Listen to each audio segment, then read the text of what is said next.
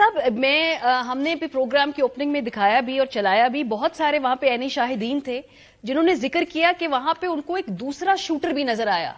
अच्छा, अब उसका तो वो बिल्कुल डिसरिगार्ड कर दिया ना, क्योंकि एफआईआर में तो एक ही शूटर की बात हो रही है जिसने वाली बयान दे दिया।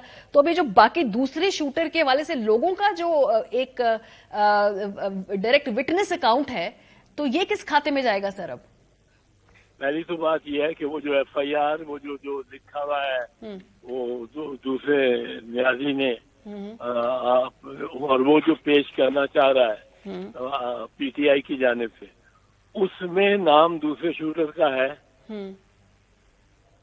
या नाम तो नहीं होगा, पर के जी उधर से भी गोली चली, उधर से भी गोली चली। जो एफआईआर है वो वही एफआईआर है जो न्याजी ने बनाया है।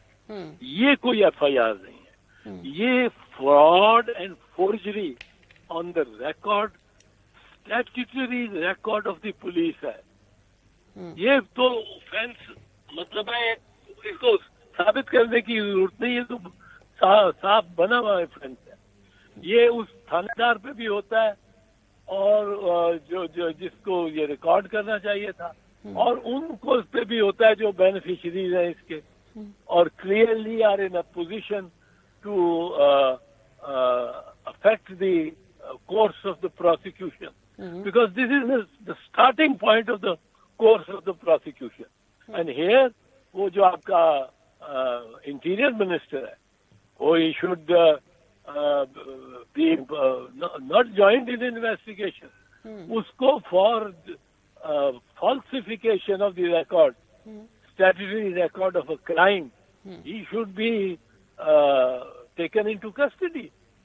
And so should be the Prime Minister. Unfortunately, this is the law.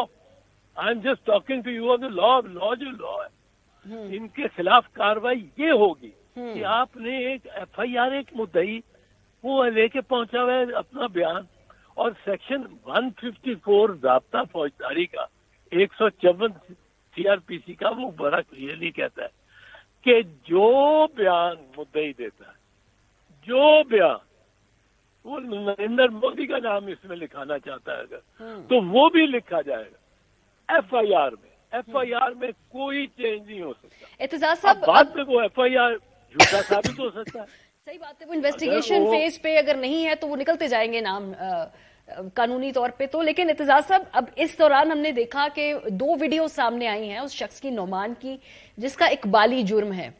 FIR दर्ज हुई नहीं है, एफआईआर होती है चौथे दिन दर्ज, लेकिन उससे पहले ये वीडियो सामने आ जाती है और वो शख्स हिरासत में भी है। तो वो फिर किस बुनियाद पे हिरासत में है? क्या वो गैर कानूनी हिरासत में रखा गया है? क्योंकि जब इनिशियल डॉक्यूमेंट ही नहीं है जिसके बेसिस पे आपने तफ्तीश करनी है, और अब आपने 4 दिन बाद आके उसी के ऊपर एफआईआर कटवाई है उसी के हवाले से, तो ये 3-4 दिन में ये इसकी क्या कानूनी, ये किस पैरामीटर में ऑपरेट कर रहा है ये सारी इन्वेस्टिगेशन इस दौरान? नहीं, इसमें अब again go to the law.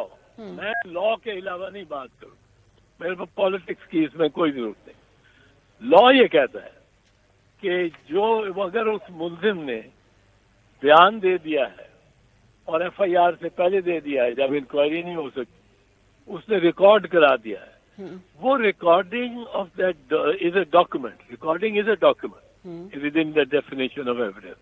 वो रिकॉर्डिंग आप पेश कर सकते हैं। द प्रोसिक्यूशन और द कंप्लेनर, जब वक्त आएगा, जब ट्रायल चलेगा, वो दोनों केसेस में पेश हो सकता है। ठीक है। एक मुकदमा जो ये नसीर या नवीद बशीर के खिलाफ है, और एक मुकदमा जो SHO Rana Sanaullah prime minister के खिलाफ होगा। और इन दोनों में वो it can be used as evidence. ठीक है। ऑल्दो उसका फोरेंसिक होना बड़ा जरूरी होगा। अब जब फोरेंसिक होगा तो ये बड़ी दिलचस्प बात है कि ये एविडेंस आया किसने? क्या मैंने दिया? क्या मारिया मेमन ने दिया? या ये पुलिस ने दिया? ये तो दिया ही पुलिस ने।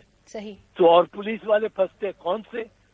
वो पुलिस वाला जो सवाल कर रहा है मुल्जिम को اور پوچھ رہا ہے اور سجیسٹ کر رہا ہے تو تمہارا مطلب یہ ہے نا؟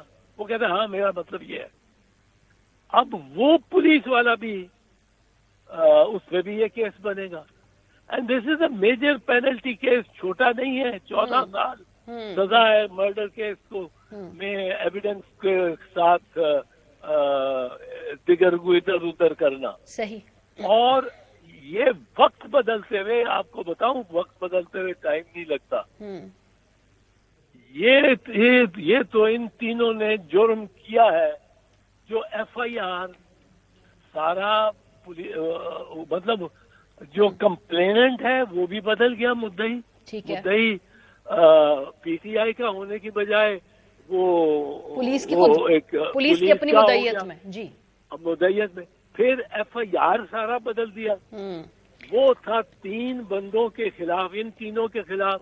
اور چوتھا وہ جو پکڑا ہوا انہوں نے، اور 1-2 اس نے کہا 2-3 دیگران ہیں جنہوں نے فائرنگ کی. صحیح. یہ اس میں لکھا. اعتزاز صاحب پھر آج جو آپ کی ملاقات ہوئی ہے عمران خان صاحب سے، آپ نے کوئی قانونی طور پہ مشورہ دیا؟ اور وہ میں سن رہی تھی کہیں انہوں نے کوئی آپ کو پی ٹی آئی میں شمولیت کی بھی دعوت دی ہے. یہ ٹھیک خبر ہے؟ یہ اڑتی اڑتی چل رہی تھی. یہ تو 17 سال اس نے تو کہا، میں 17 سال سے کہہ رہا ہوں اس کو کہ ان کو کہ میرے ساتھ آ جائے. اس نے پبلک میٹنگ، الیکشن میٹنگ میں، جلسوں میں کہا ہوا. تو آپ نے کیا جواب دیا؟ آپ نے کیا جواب دیا آج پھر دوبارہ؟ میرا دوست ہے، میرا ہمسایہ ہے، آئی ایڈمائر ہم. تو ابھی وہ جو آفر ہے اس کے اوپر ابھی آپ نے کوئی خاص غور نہیں کیا. بہت شکریہ. اعتزاز احسن صاحب ہمارے ساتھ موجود تھے. ایف آئی آر کی صحت، ایف آئی آر کے آگے جو انویسٹیگیشن ہونی ہے اس حوالے سے ہم سے بات چیت کر رہے تھے.